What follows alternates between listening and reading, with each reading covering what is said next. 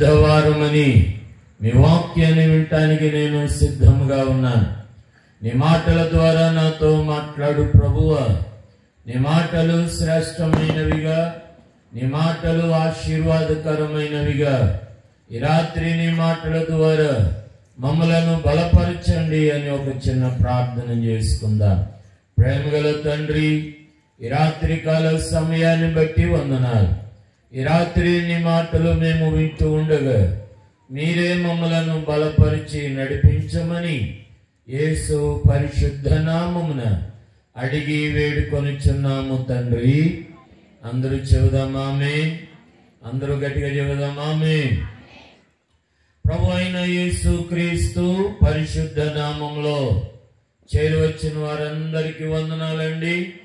ప్రియమైన వారులారా, దేవుని మహా ఉచితమైన కృపను బట్టి 40 లేదా 50 రోజుల ధ్యానాలలో ఆఖరి వారము ధ్యానము అనగా 7వ వారము ధ్యానంలో ముగింపు వార ధ్యానంలో మనముండటానికి ప్రభు మనలను నడిపించిన ఆయన కృపకు మహిమ కలుగును గాక. హల్లెలూయా. ప్రియమైన వారులారా, ఇన్ని రోజులుగా దేవుని వర్తమానము మనమందరం వినటానికి మహాదేవుడు మనకిచ్చిన ఆయన కృపను బట్టి మనం ఎంతైనా దేవాది దేవునికి మనము స్తుతి చెల్లింపబద్దులమై ఉన్నాం. ప్రియమైన వారులారా, ఈ వారము క్రైస్తవ లోకము పరిశుద్ధ వారమని అంటూ ఉన్నారు. మట్టలాదివారం మొదలుకొని ఈ వారంలో ఆదివారముగా ఉన్న పునరుద్ధాన పండుగ ఆదివారము వరకు కూడా పరిశుద్ధ వారమని అని అన్నారు. ఎందుకు పరిశుద్ధ వారము అని అన్నారు అని అంటే, పరిశుద్ధుడైన యేసు క్రీస్తు ప్రభువు ఆయన ఈ వారమున సిలువలో మరణించారనే గణాంకాలు ఉన్నాయి గనుక, ఖచ్చితమైన గణాంకాలు ఉన్నాయి గనుక ఈ వారమున పరిశుద్ధుడైన యేసు ప్రభువు ఆయన సిలువలో మరణించినటువంటి కారణమును బట్టి ఈ వారమున పరిశుద్ధ వారమని అన్నారు.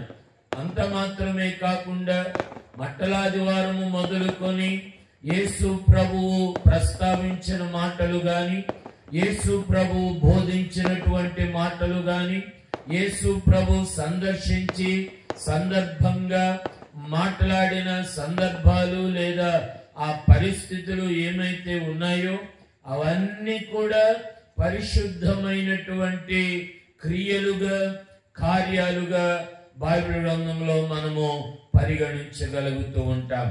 అందుకనే ప్రియమైన వారులారా, ప్రేమతో మనవి చేస్తూ ఉన్నాను, ఈ వారమే పరిశుద్ధ వారము, మిగతా వారాలలో ఎలాగైనా ఉండొచ్చు అని కాదు గాని, ఈ వారమున పరిశుద్ధుడైన యేసు ప్రభువు శిలువలో మరణించారనేటువంటి కారణం బట్టి ఈ వారమున పరిశుద్ధ వారమని పిలవటాన్ని బట్టి దేవునికి స్తుతి చెల్లిస్తూ ఉన్నాను.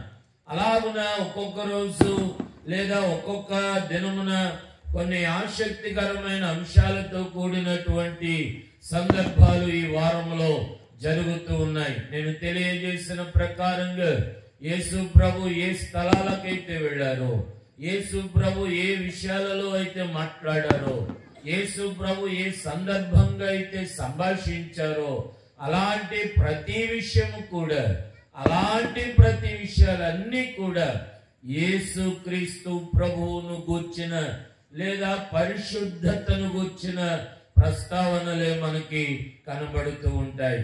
అలాంటి ప్రస్తావనలో ఈరోజు అన్ని చోట్ల కూడా ఈ యొక్క అంజూరపు చెట్టును గుర్చినటువంటి సందర్భాన్ని ప్రస్తావిస్తూ ఆరాధనలు జరుగుతూ ఉన్నాయి. ఈ రోజు కూడా మనము కొన్ని విషయాలు అంజూరపు చెట్టును గురించినటువంటి కొన్ని ఆలోచనలు చేసుకుందాం. చూద్దాం. మత్తయి సువార్త 21వ అధ్యాయం. మత్తయి సువార్త 21వ అధ్యాయం. మత్తయి సువార్త 21వ అధ్యాయం 19వ వచనము నుండి కొన్ని వచనాలను మనము చదువుకుందాం. మత్తయి సువార్త 21వ అధ్యాయము 19వ వచనము నుండి మనము కొన్ని వచనాలను చదువుకుందాం. ఉదయమందు పట్టణమునకు మరలా వెళ్ళుచుండగా ఆయన ఆకలిగొనెను. అప్పుడు త్రోవ ప్రక్కన ఉన్న ఒక అంజూరపు చెట్టును చూచి దాని యొద్దకు రాగా దాని యందు ఆకులు తప్ప మరి నీవు కనబడలేదు గనుక దానిని చూచి ఇక మీదట ఎన్నటికి నీవు కాపు కాయకుందువు గాక అని చెప్పెను. తక్షణమే అంజూరపు చెట్టు ఎండిపోయెను. శిష్యులది చూచి ఆశ్చర్యపడి అంజూరపు చెట్టు ఎంత త్వరగా ఎండిపోయేనే అని చెప్పుకొనిరి. అందుకు యేసు, మీరు విశ్వాసము కలిగి సందేహపడకుండిన యెడల ఈ అంజూరపు చెట్టునకు జరిగిన దానిని చేయుట మాత్రమే కాదు, ఈ కొండను చూచి నీవు ఎత్తబడి సముద్రంలో పడవేయబడదువుగా కని చెప్పిన యెడల అది అలాగున జరుగునని మీతో నిశ్చయముగా చెప్పుచున్నాను. ప్రియమైన వారులారా, ఈ రాత్రి కొన్ని విషయాలు మీరు మనసు పెట్టి ఆలోచించాలి. మట్టలాదివారం నుండి అసలు ఏం జరిగిందో మరొక్కసారి నేను మీకు ప్రస్తావన గుర్తు చేస్తాను. గమనించండి. బేతనీ, బేత్పేగే, యెరూషలేము ఇవన్నీ కూడా ట్రయాంగిల్ షేప్ లో ఉన్నటువంటి ముఖద్వారాలతో ఉన్నటువంటి ఊర్లు లేదా పట్టణాలు లేదా గ్రామాలు. మీరు గమనించాలి, యేసుక్రీస్తు ప్రభు ఇద్దరు శిష్యులను పిలిచి మీ ఎదుట ఉన్న గ్రామానికి వెళ్ళండి, బేత్పేగే అనే గ్రామానికి మీరు వెళ్ళండి, అక్కడ కట్టబడిన గాడిద పిల్ల ఉంటది, తీసుకుని రండి అని అంటారు. అంటే యేసు ప్రభు ఎక్కడ ఉన్నట్టు? ఆయన బేతనీయలో ఉన్నట్టు. బేతనీ, బేత్పేగే అనే రెండు గ్రామాలు జంట గ్రామాలు, ప్రక్కన ఉన్న గ్రామాలు. అందుకనే మీ ఎదుట ఉన్న గ్రామానికి వెళ్ళండి అని యేసు ప్రభు చెప్పారు. యేసు ప్రభు అలాగనే చెప్పిన తరువాత ముందు రోజు కూడా మనము శనివారమున ధ్యానం చేసుకున్నాం. లాజరు ఉన్నటువంటి బేతనీయలో ఆయన ఉండెను అనే సందర్భాన్ని మనం చదువుకున్నాం. యేసు ప్రభు బేతనీయలో ఉన్నారు. ఎదుట ఉన్నటువంటి బేత్పేగే అనే గ్రామాలకు వెళ్లి గాడిద పిల్లలను తీసుకుని రమ్మన్నారు. గాడిద పిల్లను తీసుకుని వచ్చిన తరువాత బేతనీయ నుండి ఆయన యెరూషలేమునకు వెళ్ళారు. యెరూషలేమునకు వెళ్ళిన తరువాత ఆయన యెరూషలేము నుండి మరలా బేతనీయకు వచ్చేసి ఆ బేతనీయ నుండి మరలా యెరూషలేమునకు ఆయన వెళ్ళిన సందర్భాన్ని మీరు జాగ్రత్తగా గమనించారని నేను నమ్ముచున్నాను. మరలా చెప్పనా? బేతనీ, బేత్పేగే, యెరూషలేం ఈ మూడు ట్రయాంగిల్ షేప్ లో ఉన్నటువంటి ఊళ్ళు. యేసు ప్రభువు ముందు రోజే బేతనీయ అనేటువంటి గ్రామానికి వచ్చి ఉన్నారు. ఆయన ఇద్దరు శిష్యులను పిలిచి మీ ఎదుట ఉన్న గ్రామానికి వెళ్ళండి అని యేసు ప్రభు ఎదుట ఉన్న బేత్పేగే అనే గ్రామాలకు పంపారు. వారు బేతనీయ వచ్చిన తరువాత బేతనీయ నుండి యెరూషలేమునకు వెళ్ళారు. ఆ ప్రస్తావన మనకి కనబడుతుంది. 21వ అధ్యాయం 17వ వచనాన్ని మనం చదువుతూ ఉన్నాం. 21వ అధ్యాయం 17వ వచనాన్ని మనం చదువుతూ ఉన్నాం. వారిని విడిచి పట్టణము నుండి బయలుదేరి బేతనీయకు వెళ్ళి అక్కడ బస చేశాను. ఉదయం ముందు పట్టణమునకు మరల వెళ్ళుచుండగా. ఈ రాత్రి ఈ మాటలు గమనించాలి. ఆయన ఎంత ప్రయాణం చేసి ఈ విషయాలన్నీ కూడా ఆత్మీయంగా మనం ఆలోచన చేస్తూ ఉన్నాం. మరలా బేతనీయ నుండి పట్టణమునకు వెళ్ళనయ్యుండి, యెరూషలేము పట్టణమునకు వెళ్ళనయ్యుండి, దారి మధ్యలో ఆకలి వేస్తే ఆయనకు అంజూరపు చెట్టు కనబడింది. అంజూరపు చెట్టు వైపు చూస్తే ఆకులు తప్ప పండ్లు లేవు. చెప్పండి మాట.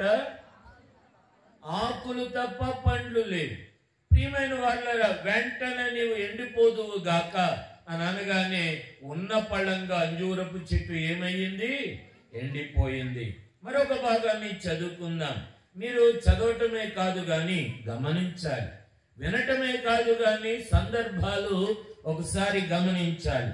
మార్కు సువార్త 11వ అధ్యాయం 12వ వచనం నుండి మనం ఒకసారి చదువుకుందాం. మార్కు సువార్త 11వ అధ్యాయం 12వ వచనం నుండి చదువుకుందాం. మరునాడు వారు బేతనియా నుండి వెళ్ళుచుండగా ఆయన ఆకలిగొని ఆకులు గల ఒక అంజూరపు చెట్టును దూరము నుండి చూచి దాని మీద ఏమైనా దొరుకునేమో అని వచ్చెను. దాని యొద్దకు వచ్చి చూడగా ఆకులు తప్ప మరేమీ కనబడలేదు.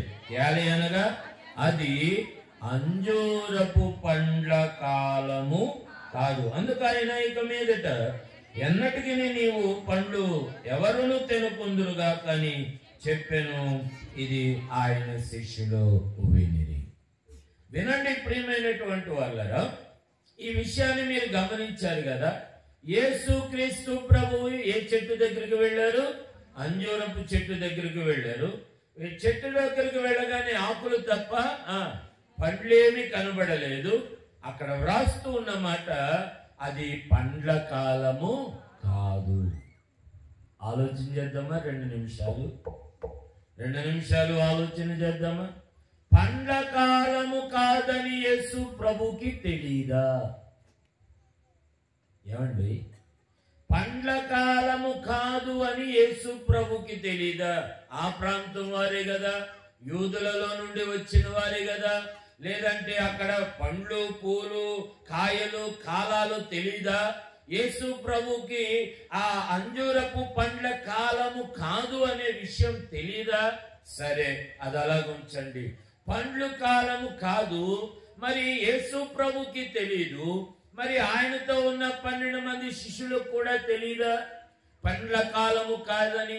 యేసు ప్రభువా, ఇది పండ్ల కాలం కాదు కదా, ఆకలి వేస్తే ఆ చెట్టు వైపు మీరు చూసారేమిటి? పండ్లు రావు కదా, ఇది పండ్ల కాలం కాదు కదా అనే ఆలోచన యేసు ప్రభు శిష్యులకు కూడా వచ్చుండి యేసు ప్రభుని అడగాలి కదా. మరి ఎందుకు ఆయన పండ్ల కాలం కాదని ఎరిగి ఉండి కూడా పండ్లు వైపు ఆయన చూచారు? వినండి ప్రియమైన వాళ్ళారా, ఇందులో చాలా ఆత్మీయ సత్యాలు ఉన్నాయి. ఎన్నో వివరణాత్మకమైన పరిస్థితులు ఉన్నాయి, లేదా ఎన్నో వెర్షన్స్ ఉన్నాయి. అనగా ఎన్నో పరిస్థితులు ఆ తరహాగా ఆలోచన చేసే మార్గాలు ఉన్నాయి. అయితే వినండి ప్రియమైన వాళ్ళారా, ఎంత ఆశ్చర్యంగా ఉంటుందో ఈ సందర్భం. పండ్ల కాలము కాదని తెలిసి యేసు ప్రభు పండ్లన్నీ చూసినప్పుడు పండ్లు కనబడకపోతే ఇంకా ఎండిపోతావని చెప్పడం ఎందుకు? యేసు ప్రభు ఒక చెట్టును శపించేయటమా? శపించేస్తే అక్కడ రాయబడింది కదా, ఆ వేర్లు మొదలుకొని అది ఎండిపోయేను అని ఉంటుంది. ఏమండి, అది మరి పండ్లు లేకపోతే ఓకే, విడిచిపెట్టేయచ్చు కదా, ఎందుకు ఆ చెట్టును శపించేయాలి? శపించేస్తే మాత్రం ఎందుకు ఆ చెట్టు వెంటనే ఎండిపోయింది? ఈ రాత్రి మనం ఆలోచన చేయాలి. గమనించండి, నిజానికి వాస్తవానికి అంజూరపు చెట్టు 2 పంటల పండించే ఒక అద్భుతమైన చెట్టు. 6 నెలలకి ఒక పంట, 6 నెలలకి ఒక పంట. ఈ 6 నెలలకి ఒక పంటలో ప్రియమైన వాళ్ళని గమనించండి, ఒక పంటలో కాయలు బాగా కనబడతాయట, ఒక పంటలో అంజూరపు పళ్ళు చెట్టుకి బాగా కనబడతాయి. అనగా ఆకులు లేకుండగా కేవలం కాయలు మాత్రమే కనబడతాయట. అంటే మరీ ఆకులు లేకుండా ఏం కాదు, అది బాగా కాసిందిరా, కాయలు బాగా కనబడుతున్నాయిరా అని అంతగా ఆ పండ్లు కాస్తాయట. 2వ కాపులో ప్రియమైన వాళ్ళరా ఆకులు ఉంటాయట, గాని ఆకులతో పాటు పండ్లు కూడా అది కాస్తది. అది ఎప్పుడో తెలుసా? ఈ కాలంలో అది బాగా చిగురించి ఆకులన్నీ వచ్చి ఇప్పుడు మనకి ఈ సపోటా పళ్ళు గాని, సీతాఫలాలు గాని, మామిడి పళ్ళు గాని అవి బాగా క్రొత్త ఆకు వచ్చిన తరువాత, పూత పట్టిన తరువాత ఎలాగైతే క్రొత్త పండ్లు వస్తాయో ఆ విధంగానే కూడా ఆ అంజూరపు చెట్టు రావాలి అట, కానీ రాలేదు.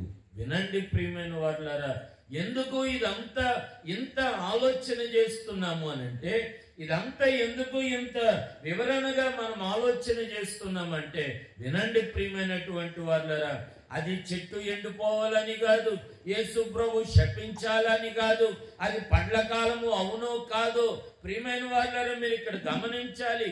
పండ్ల కాలం అయితే అవనివ్వండి, కానివ్వండి, అది కాస్తే కాయనివ్వండి, కానివ్వండి, లేదా ఆకులు ఉండనివ్వండి, లేకపోనివ్వండి, ఆత్మీయ సత్యాన్ని మాత్రం ఈ రాత్రి నేను జ్ఞాపకం చేయటానికి నా ప్రయత్నాన్ని చేస్తున్నాను. మీరు మనసు పెట్టి జాగ్రత్తగా ఈ మాటలు ఆలకించాలి. వినండి ప్రియమైన వాళ్ళరా, యేసుక్రీస్తు ప్రభువుకి తెలుసు, శిష్యులకు తెలుసు. అయితే అక్కడ జరగటానికి గల కారణం ఏమిటంటే, కేవలం ఒక ఉపమానం, కేవలం ఒక ఆత్మీయ అర్థాన్ని తెలియచేయటానికే. శిష్యులైనటువంటి వారికి విశ్వాసములో ఎలా ఉండాలో, అనగా యేసు ప్రభు కొన్ని రోజుల్లో ఆయన శిలువ మరణం అవుతారు అనేటువంటి విషయాన్ని అందరూ ఎరిగిన వారు గనుక, యేసు ప్రభువు వారి విశ్వాసమును కేవలము బలపరుచుట కొరకు మాత్రమే. యేసు ప్రభుకి తెలీదా? లేదా ఆయన శపించేసేవాడా? లేదా ఇలాంటి వ్యర్థమైన ఆలోచనలకు తావు కాదు. గాని ఆ మాట నేను క్లియర్ చేస్తూ ఉన్నాను. మత్తయి సువార్త 21వ అధ్యాయం 19 నుండి మనం చదువుతున్నప్పుడు యేసు ప్రభు ఆయన శిష్యులకు చెప్పిన మాట మీరు. ఏమంటే అర్థమైందా? మీరు మీరు కనబడలేదా?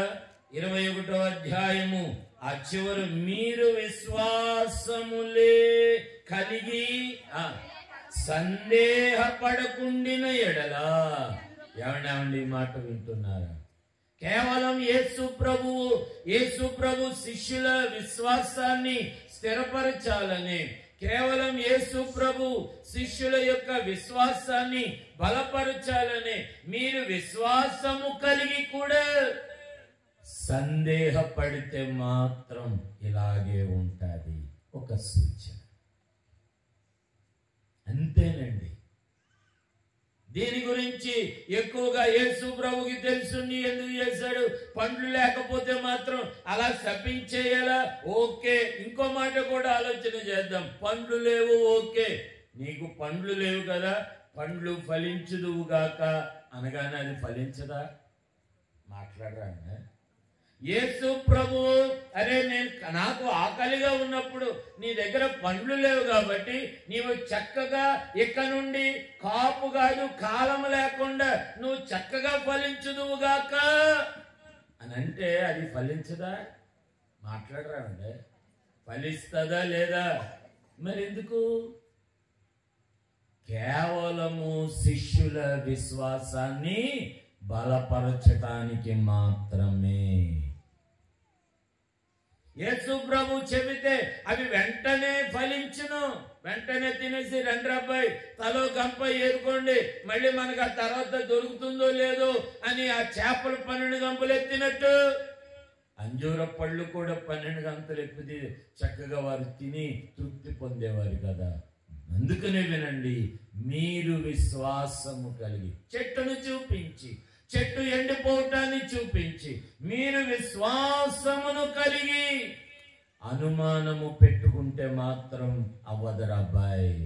విశ్వాసము కలిగి ఉండగలిగితే, ఇదిగో సముద్రంలో నువ్వు పడవేయమని చెబితే అది ఖచ్చితంగా పడుతుంది. రాత్రి ఈ మాటలు వింటున్న నా ప్రియమైన వాళ్ళరా, ప్రేమతో మనవి చేస్తూ ఉన్నాను. దేవుని పిల్లలమైన మనమందరం కూడా వినండి. ఈ రాత్రి త్వరితంగా నేను నా సందేశాన్ని ముగిస్తున్నాను. నిన్న 5 నిమిషాలు త్వరగా ముగించాను కనుక ఈ రోజు 5 నిమిషాలు, నిన్న 5 నిమిషాలు ఈ రోజు ఎక్స్ట్రా తీసుకుంటాను. With your kind permission. It's okay. ప్రియమైన వాళ్ళరా, ఎంత ఆసక్తికరమైన సందర్భమో చూడండి. సర్వసాధారణంగా ప్రతి సంఘంలో కూడా ఈ అంజూరపు చెట్టును గూర్చి ఈ సందర్భంగానే మాట్లాడతారు. కానీ ఏమండి, యేసుక్రీస్తు ప్రభు 5 సందర్భాలలో అంజూరపు చెట్టును గురించిన పాఠాన్ని మాట్లాడతాడు. 5 సందర్భాలలో అంజూరపు చెట్టును గుర్చిన సందర్భాలు ఆయన ప్రస్తావిస్తూ ఉన్నారు. ఈ విషయాన్ని జ్ఞాపకం చేసుకుంటే ఇది ఏ అంజూరపు చెట్టు చెప్పండి? ఫలాలు ఫలించని అంజూరు. చెప్పండి, ఏ అంజూరపు చెట్టు? చెప్పండి, ఏ అంజూరపు చెట్టు? కొద్దిగా అందరూ చెప్పండి, ఏ అంజూరపు చెట్టు? ఫలాలు ఫలించని అంజూరపు చెట్టు. ఇంకో అంజూరపు చెట్టు చూద్దామా? మత్తయి సువార్త 7వ అధ్యాయం. ఈ రాత్రి నీవు నీ విశ్వాసము లేదా నీ జీవితము ఏ అంజూరపు చెట్టు వలె నీవు ఉంటావో, ఏ అంజూరపు చెట్టు వలె నీవు జీవిస్తావో, ఏ అంజూరపు చెట్టు వలె నీ విశ్వాసంలో నీవు బలపడతావో. మత్తయి సువార్త 7వ అధ్యాయం 15-16 వచనాలు చదువుకుందాం. అబద్ధ ప్రవక్తలను గురించి జాగ్రత్త పడుడి. వారు గొర్రెల చర్మములు వేసుకుని మనుష్యుల మీ యొద్దకు వత్తురు గాని లోపల వారు క్రూరమైన త్రోడేళ్ళు. ఇది బాగా చదవండి. వారి ఫలముల వలన మీరు వారిని తెలుసుకొందురు. జాగ్రత్తగా చదవండి. ముండ్ల పొదలలో ద్రాక్ష పండ్లనైనను బల్లేరు చెట్లను అంజూరపు పండ్లనైనను కోయుదురా. ఏమండి, ముండ్ల పొదలలో ఉన్నటువంటి అంజూరపు పండ్లు లేదా అంజూరపు చెట్టు బాగా పండ్లు కాస్తే ముండ్ల పొదలలో ఉన్న అంజూరపు చెట్లు పండ్లు ఎవరైనా తింటారా? ప్రభు అడుగుతున్న ప్రశ్న. ఎక్కడున్న అంజూరపు చెట్టట? చెప్పండి చెప్పండి, ఎక్కడున్న అంజూరపు చెట్టు? అదే ముండ్ల పొదలలో ఉన్న అంజూరపు చెట్టు అనండి. మొదటి చెట్టు ఫలాలు ఫలించని అంజూరపు చెట్టు. రెండవది ముండ్ల పొదలలో ఉన్న అంజూరపు చెట్టును చూచి ముండ్ల పొదలలో అంజూరపు పండ్లు ఎవడైనా తింటాడా? ఒకవేళ అంజూరపు చెట్టు పండ్లే తినాలి అని అనుకుంటే ఆ చెట్టు దగ్గరికి వెళ్ళటానికి ముళ్ళన్నీ తీయాలి. ఆ చెట్టు పండ్లు కొట్టేటప్పుడు రాలిపోతే ముళ్ళు మధ్య పడిపోతాయేమోనని చెట్టు ఎంత వైశాల్యం అయితే ఉందో అంత వైశాల్యం అంతా కూడా ముండ్ల పొదలన్నీ క్లియర్ చేయాలి. ఇన్ని ముండ్లన్నీ క్లియర్ చేసేసి ఎవడ తింటాడు? ఏమండి, ఎవడ తింటాడండి? అయ్యయ్యయ్యో, ముళ్ళల్లో పడిపోయాం గాని ఆ ముళ్ళు పొదలు తీసి పండ్లు ఏరుకునే ఓపిక ఎవరికి? ఈరోజు వినండి ప్రియమైన వారులారా, ముండ్ల ఫలాలు ఫలిస్తే ఏమైంది? నువ్వు ముండ్ల పొదల్లో ఉన్నావు. ఫలాలు ఫలిస్తే ఎన్ని ఫలాలు ఫలిస్తే ఏమైంది? కోసుకుంటానికి లేదు, వెళ్ళటానికి లేదు, సంపాదించుకుంటానికి లేదు, కూర్చుకుంటానికి లేదు, అన్ని ముండ్ల పొదలే. వినండి ప్రియమైన వారులారా, నీవు ఏ చెట్టు వలె ఉన్నావు? ఏ అంజూరపు చెట్టు వలె ఉన్నావు?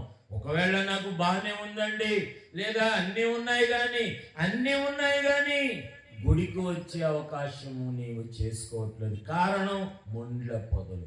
అన్నీ ఉన్నాయి కానీ ప్రార్థన చేసుకునే అవకాశం నీవు తీసుకోవట్లేదు. కారణం అన్ని ముండ్లే.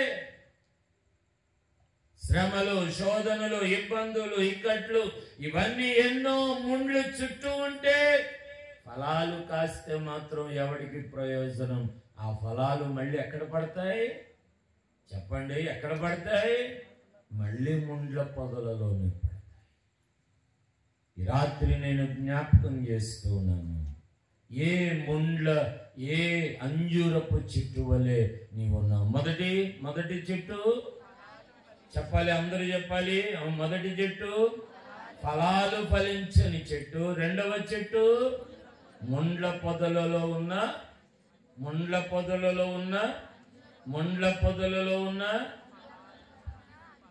అంజూరపు చెట్టు. మూడవదిగా చదువుకుందాం. మత్తయి సువార్త 24వ అధ్యాయం. మత్తయి సువార్త 24వ అధ్యాయం. ఇవన్నీ యేసు ప్రభు ప్రస్తావించిన అంజూరపు చెట్లండి. నీవు ఎలాగున్నావు? ఏమండి, ముండ్ల పొదలలో ఉంటున్నావేమో, అందుకే ఫలాలు కాసిన గాని అవి ముండ్ల మధ్య మరల పడుతూ ఉన్నాయి. చూడండి, మత్తయి సువార్త 24వ అధ్యాయం 32వ వచనం నుండి చదువుతూ ఉన్నాం. అంజూరపు చెట్టును చూచి ఒక ఉపమానము నేర్చుకొనుడి. అంజూరపు కొమ్మ లేతదై చిగురించినప్పుడు వసంతకాలము ఇంకా సమీపంగా ఉన్నదని మీరు తెలియను. ఆ ప్రకారమే మీరీ సంగతులన్నీ జరుగుట చూచినప్పుడు ఆయన సమీపముగానే ద్వారము దగ్గరనే ఉన్నాడని తెలుసుకొనుడి. 3వ అంజూరపు చెట్టును జ్ఞాపకం చేస్తున్నాను. ఏ అంజూరపు చెట్టు ఏంది? ఇది చిగురించిన అంజూరపు చెట్టు అనండి. ప్రియమైన వాళ్ళారా, ఎప్పుడైతే చిగురిస్తూ ఉంటామో, ఏమంటే ఎప్పుడైతే చిగురిస్తూ ఉంటామో దాని అర్థం ఏమిటో తెలుసా? మనం ఆయనకు సమీపంగా ఉన్నామని, లేదా ఆయనే మనకు సమీపంగా ఉన్నాడని ఆ వాక్యం అక్కడ అంత తేటగా కనబడుతూ ఉంది. ఇదిగో అంజూరపు చెట్టు చిగురించటం గనుక మీరు చూస్తే ఆయన సమీపముగా ఉన్నాడని మర్చిపోవద్దు. రెండవ రాకడ సమీపమవుతూ ఉంది, లేదా మనం ఆయనకు సమీపముగా ఉండాలి అని మీరు తెలుసుకోవాలి. ఏ చెట్టట చెప్పండి? ఏ చెట్టట? చిగురించిన అంజూరపు చెట్టు అనండి అందరు గట్టిగా. చిగురించిన అంజూరపు చెట్టు. మొదటిది ఫలాలు లేని అంజూరపు చెట్టు, ముండ్ల పొదలలో ఉన్న అంజూరపు చెట్టు. ఏమంటే చిగురించిన అంజూరపు చెట్టు. చిగురించడం అంటే ఎలాగో చెప్తాను, కొంచెం జాగ్రత్తగా వినండి. ప్రియమైన వాళ్ళరా, డ్యూటీకి వెళ్ళే వాళ్ళు కానీ, లేదా పనులకు వెళ్ళే వాళ్ళు కానీ, 8 hours డ్యూటీ లేదా 12 hours డ్యూటీ ఏదైనా కానివ్వండి, పనైనా కానివ్వండి, ప్రియమైన వాళ్ళరా, ఎండ ఎక్కువ అవుతూ ఉందనుకోండి, లేదా మనకి ఇవ్వవలసినటువంటి పని ఇంకా మిగిలిపోతా ఉందనుకోండి, ఆ సమయం అయిపోతా ఉందనుకోండి, మన ఆలోచన ఒకటి కలుగుతుంది. ఎలా వినాలి? మనకు ఒక ఆలోచన కలుగుతుంది, ఈ పని నేను పూర్తి చేసుకోవాలి, ఈ పని నేను నా టైంలో పూర్తి చేసుకోవాలి, ఈ పనిని నేను నా డ్యూటీ టైంలో దీన్ని కంప్లీట్ చేసుకోవాలి, ఈ పనిని నేను ఇది త్వరితంగా నేను చేసుకోవాలి అని చూడండి. ఆ ఆలోచన ఏదైతే ఉందో అదే చిగురించటం. ఈ పనిని నేను చేసుకోవాలి, నా డ్యూటీ టైంలో ఇది పూర్తవ్వాలి, నా డ్యూటీ టైంలో ఇది కంప్లీట్ చేయాలి అని ఎప్పుడైతే నీవు అనుకుంటావో అదే నీవు చిగురించటం అనే అర్థం. ఈ రాత్రి మాటలు వింటున్న నా ప్రియమైన వాళ్ళారా, విశ్వాసములో కూడా కష్టాలు కలిగినప్పుడు ఇలా వినాలి. కష్టాలు కలిగినప్పుడు, నష్టాలు కలిగినప్పుడు నేను చిగురించాలి, నేను ప్రార్థన చేయాలి, నేను విశ్వాసం ఉంచాలి, నేను నమ్మకంగా ఉండాలి. ఈ ఆలోచన నీలో కలగగలిగితే నీవు చిగురించినట్లే.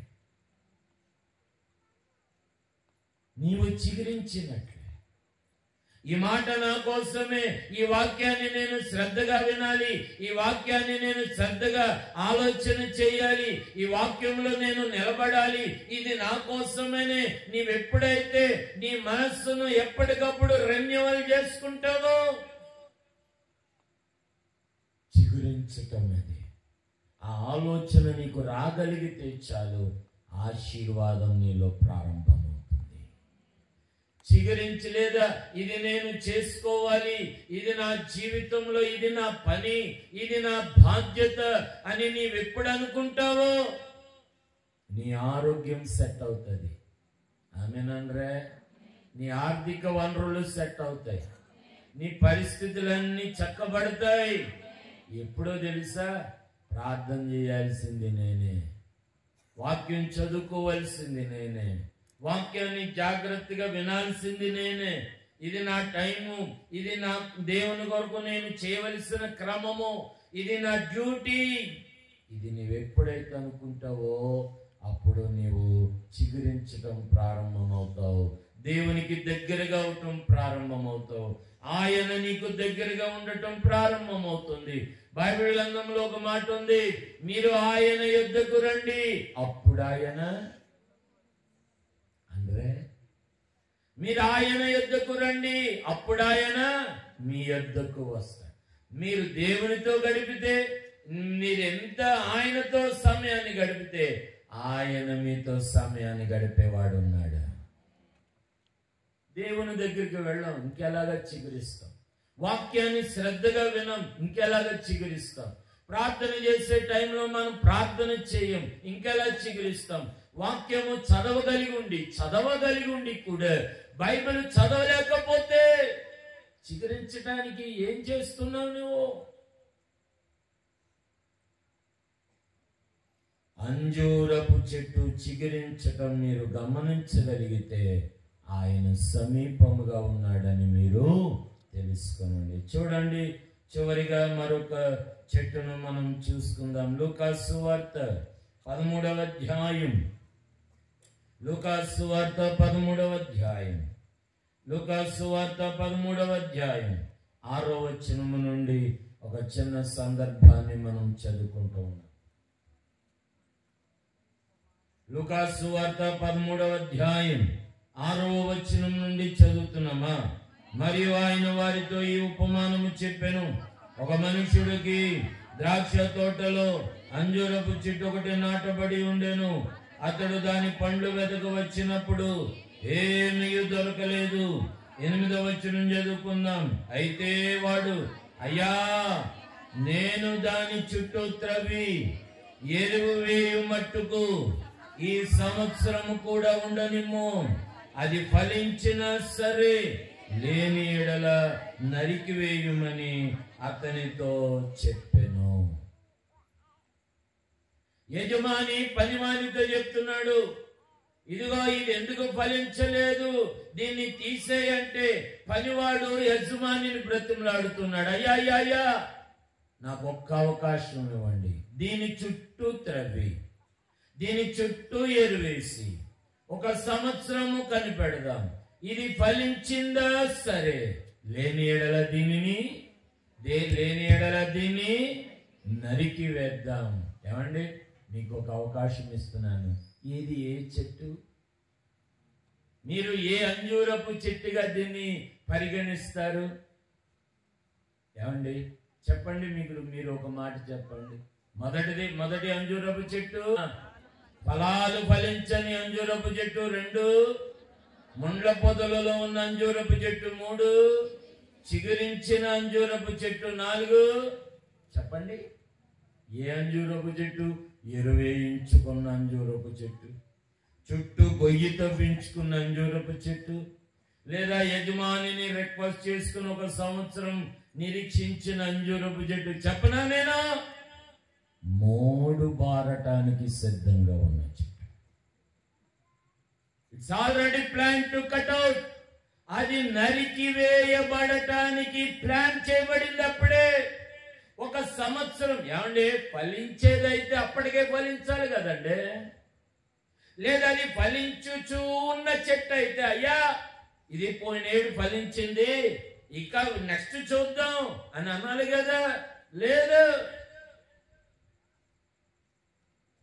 మోడుగా ఉండటానికి, మొండిగా ఉండటానికి, బండగా ఉండటానికి. ఈరోజు ఏ అంజూరపు చెట్టుగా నీవు ఉంటున్నావండి? మొండిగానా, బండగానా? ఏ మాత్రం తగ్గించుకోకుండా, దైవభక్తి లేకుండా, దైవికమైన భయం లేకుండా బ్రతుకుతున్నాయి.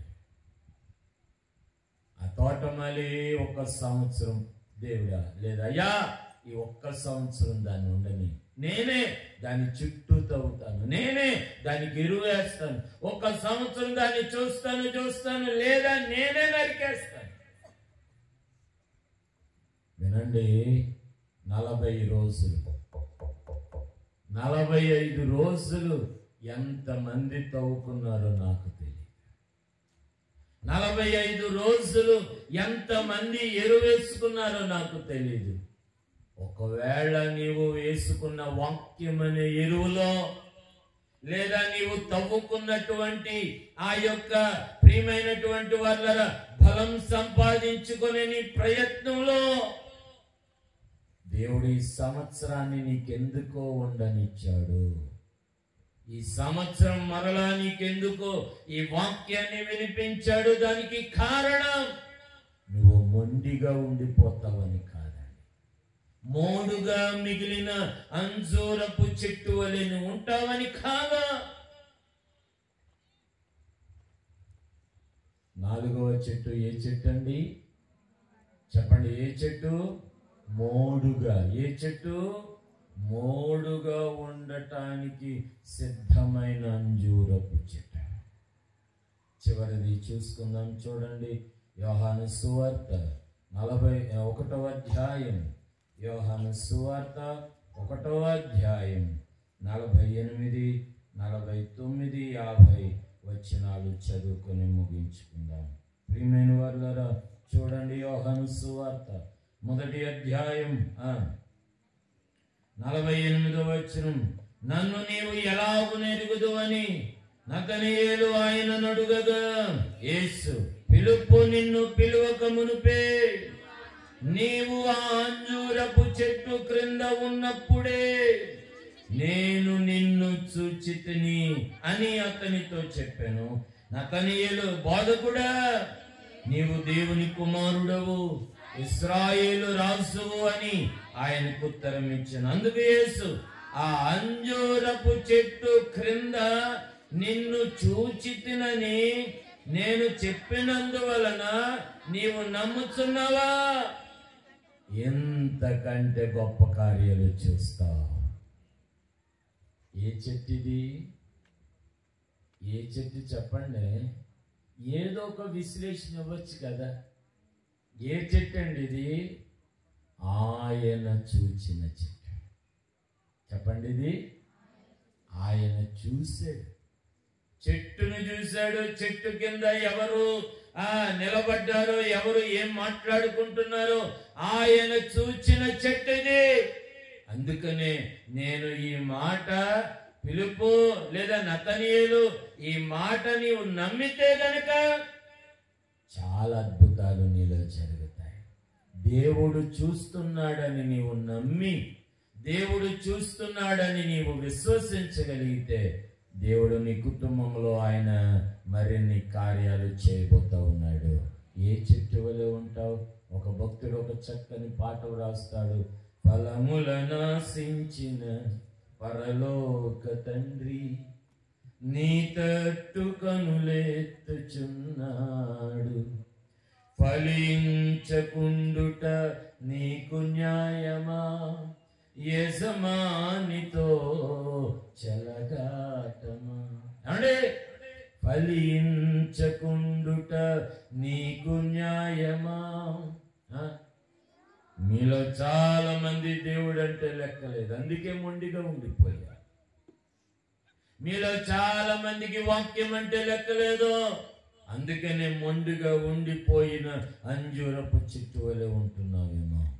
ఈ రాత్రి ఏమండి, ఏ చెట్టు వలెనే ఉంటావు? ఒకటి చెప్పాలి. ఒకటి, పిల్లలు చదువుకునే వాళ్ళు ఆగండి, పెద్దోళ్ళు చెప్పండి. ఒకటి, ఫలాలు ఫలించని అంజూరపు చెట్టు. 2, ముండ్ల పొదలలో ఉన్న అంజూరపు చెట్టు. 3, చిగురించిన అంజూరపు చెట్టు. 4, మోడుగా ఉండటానికి సిద్ధమైన చెట్టు. 5, ఆయన చూచిన అంజూరపు చెట్టు. ఈరోజు ఈ మాటలు వింటున్న నా ప్రియమైన వాళ్ళారా, ఏ చెట్టులా నువ్వు ఉంటావు? ఎన్ని సంవత్సరాలు ఇలాగున 40-50 రోజుల చొప్పున వాక్యాన్ని విని విని విని విని విని విని మొండిగా ఉంటున్నావే గాని మార్పు లేదు, విశ్వాసం లేదు, భక్తి లేదు, ఒక నమ్మకం లేదు, ఒక ప్రయాస పడటం లేదు, ఒక త్యాగము లేదు, ఒక తెగింపు లేదు. ఏ అంజూరము నీవు? ఫలాలు లేని అంజూరముగా ఉంటున్నావేమో. బైబిల్ గ్రంథంలో నాకు ఇష్టమైన వచనం ఫిలిప్పీ పత్రిక 4వ అధ్యాయం 17వ వచనం అని అంటాడు కదా, ఈవిని అపేక్షించి నేను చెప్పుటలేదు గాని ఆ లెక్కకు మీ ఫలాలు విస్తారంగా ఉండాలని. ఎలాగుండాలనట? చెప్పండి ఎలాగుండాలని? విస్తారంగా ఉండాలని. ఆశ్చర్యమైన మాట ఒకటి చెప్పి ముగిస్తాను. అంజూరపు పండు ఎంతమంది చూశారు ఇక్కడ? అంజూరపు పండు ఎంతమంది చూశారండి? అంజూరపు పండులో గింజలు ఎలాగుంటాయి? గసగసాలంత చిన్నగా ఉంటాయి. ఎన్ని ఉంటాయి? కౌంట్లెస్. మీరు నెట్లో కూడా చూడొచ్చు, ఫ్రూట్ అనేది లేదా అంజూరపు పండు అని మీరు తెలుగులో కొట్టిన మీకు పండ్లు వస్తాయి. ఆ పండ్లు విడి అయిన తెరవబడిన పండ్లు ఉంటాయి. అందులో గింజలు, అవి విత్తనాలు. చిన్న చిన్న గసగసాల కన్నా చిన్నగా ఉన్న గింజలు ప్రతిదీ కూడా విత్తనమే. లెక్కకు మీ ఫలాలు ఎలాగుండాలని? విస్తారంగా ఉండాలని. ఏ అంజూరపు చెట్టులో ఉంటావు? మోడిగానే ఉండిపోతావు. ఇంకా మొండిగానే ఎవడనగలేక ప్రార్థన చేసేది లేదు, చదవగలిగిన వాక్యం చదివేది లేదు, ఇంట్లో మోకరించేది లేదు, పిల్లలకి ప్రార్థన చేయమని చెప్పేది లేదు. మీరు కూడా ఇంట్లో మోకరించి ప్రార్థన చేసిన సందర్భాలే లేవు. నతనయేలు, నువ్వు ఆ చెట్టు కింద ఉన్నప్పుడే నేను నిన్ను చూచాను. ఫిలిప్పుతో నువ్వు మాట్లాడుతున్నప్పుడే నేను నిన్ను చూచాను. ఆయన చూచింది ఫిలిప్ ఆ నతనయేలుతో అన్న మాట నాకు ఎంత సాటిస్ఫైడ్. నువ్వు నమ్మితే, నేను నిన్ను చూశాను అని నువ్వు నమ్మితే గనుక నువ్వు చాలా అద్భుతాలు నీ జీవితంలో చూస్తావు. ఇదిగో ఈ వాక్యము నీ కొరకు. చిగురించే అంజూరపు చెట్టులా ఉండాలని నీవు నమ్మితే కనుక అద్భుతాలు చూస్తావు. ఫలాలు ఫలించాలని అంజూరపు చెట్టులా నేను ఉండాలని నీవు అనుకుంటే గనక, ఆయన నిన్ను చూస్తుంటే నీవు నమ్మితే గనక అద్భుతాలు నీ జీవితంలో చూస్తావు. ప్రార్థన చేస్తావు. ఈ రాత్రి చిన్న ప్రార్థన చేస్తావు. యేసు ప్రభు ప్రస్తావించిన 5 అంజూరపు చెట్లు, నీవు ఏ అంజూరపు చెట్టు వలె నీవు ఉంటావు? ఏ అంజూరపు చెట్టు వలె నీవు ఉంటావు? ఒక చిన్న మాట ప్రార్థన చేయి. ఒకవేళ మోడిగా ఉండిపోయే పరిస్థితి అయితే ఇదిగో ఈ రాత్రి నీవు కోరుకో, అయ్యా చిగురించే అంజూరపు చెట్టు వలె నేను ఉండాలి. చిగురించే అంజూరపు చెట్టు వలె అయ్యా నా పిల్లలు ఉండాలి. ఒక చిన్న మాట అమ్మా బాబు, నిన్నే ఒక చిన్న ప్రార్థన చేయమని కోరుతా ఉన్నాను. ఆయన చూచిన చెట్టు వలె నీ ఉండగలిగితే గనుక నీ జీవితంలో ఎన్ని అద్భుతాలు నీవు చూస్తావు, ఎన్ని అద్భుతాలు నీవు చూస్తావు, ఎన్ని ఆశ్చర్య కార్యాలు నీవు చూస్తావో నీవు నమ్ముచున్నావా? ఆయన ఫలాలు ఆశించుచున్నాడండి. ఒకవేళ నా యజమానితో చెలగాటమా, లెక్కలేనితనమా, అందుకే నీ ఫలాలు నీవు అనుకున్నట్టు రావటం లేదు. కారు ద్రాక్ష కాస్తూ ఉన్నాయి, పుల్లని ద్రాక్షలు కాస్తూ ఉన్నాయి. ఏ అంజూరపు చెట్టు వలె నీవు ఉంటావు? ఏ అంజూరపు చెట్టు వలె నీవు ఉంటావు? ఫలాలు ఫలించని అంజూరపు చెట్టులాగానే ముండ్ల పొదలే, చుట్టూ ముండ్లు, కోపం, క్రోధం, ఏమండి పాపం, ఈ సినిమాలు, వ్యవహారాలు ఎన్నో, ఇవన్నీ ముళ్ళే. ముండ్ల పొదలలో ఉన్న అంజూరపు చెట్టులా ఉంటావా? చిగురించే అంజూరపు చెట్టులా ఉంటావా? మూడుగా మిగిలిపోవటానికి ఉండే చెట్టులా ఉంటావా? ఆయన చూచిన చెట్టులా ఉంటావా? ఈ రాత్రి ప్రభువా, ఈ వాక్యాన్ని బట్టి మీకు వందనాలు చెల్లిస్తున్నాను. ఈ మాటలు విన్న ప్రతి ఒక్కరిని బలపరచుదువు గాక. అయ్యా, మేము మీకు లెక్క చెప్పవలసిన సమయం వచ్చినప్పుడు మా ఫలాలు విస్తారముగా ఉండును గాక, మా జీవితాలు ఫలిస్తూనే ఉండుము గాక, ఫలభరితమైన జీవితంలో మేము ఎదుగుదుముగాక. అట్టి కార్యాన్ని మేడలో జరిగించి మహిమ పొందుకొని యేసు నామమున అడిగి వేడుకొనుచున్నాము తండ్రి, ఆమేన్. పరలోకమందున మా తండ్రి, నీ నామము పరిశుద్ధపరచబడును గాక, నీ రాజ్యము వచ్చును గాక, నీ చిత్తము పరలోకమందు నెరవేరునట్లు భూమి యందు నెరవేరును గాక. మాకు కావలసిన ఆహారము మాకు దయచేయము. మా ఎడల రుణస్థులను మేము క్షమించున్న ప్రకారం రుణం క్షమించుము. మమ్మల్ని శోధనలోకి తేక కీడు నుంచి తప్పించుము. ఎందుకంటే రాజ్యము, బలము, మహిమయు నిరంతరము నీవై ఉన్నావు తండ్రి, ఆమేన్. పరమ తండ్రి అయిన దేవుని ప్రేమ, యేసు క్రీస్తు కృప, పరిశుద్ధాత్మని సహవాసం ఇప్పుడు ఎల్లప్పుడూ సదా మనందరికి తోడై ఉండి నింపి నడిపించి కాపాడి దీవించును గాక. ఆమేన్, ఆమేన్. అందరికీ వందనాలండి.